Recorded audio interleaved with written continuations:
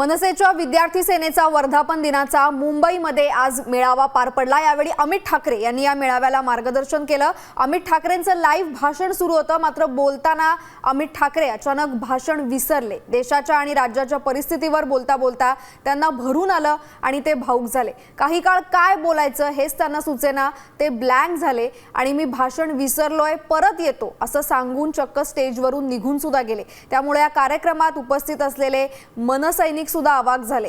त्यानंतर 10 मिनिटांनी अमित ठाकरे परत स्टेजवर आले आणि त्यांनी आपल्या भाषणाला पुन्हा सुरुवात केली। मला माहिती आहे आपण कुठच्याही आंदोलनात थांबलो नाही जोपर्यंत यश मिळालं नाही, जोपर्यंत त्या विद्यार्थ्यांना न्याय मिळाला नाही तोपर्यंत आपण थांबलो नाही।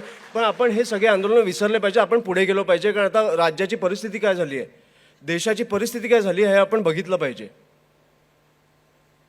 मला वाटतं सगळं विसरलो पाहिजे, आता पुढे जायचंय। मी जेन्युइनली सांगतो, आता फॉर एक्झाम्पल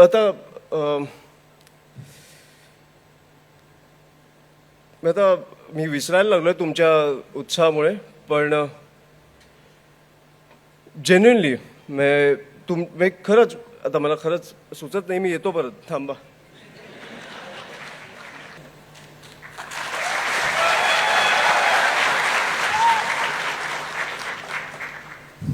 मी खरंच काय पाठ करून नाही आलोय म्हणून, पण तुमच्या ताकदीमुळे मला जरा धडकी भरली।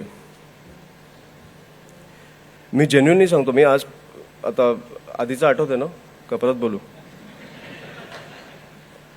पण जेन्युइनली मला आजपर्यंत आपण कामं केलेली तुम्ही विसरून जा। ह्याच्या पुढे आपल्याला काय करायचं हे लक्षात ठेवा। मला वाटतं की तुमची ताकद तुम्हाला कळली पाहिजे।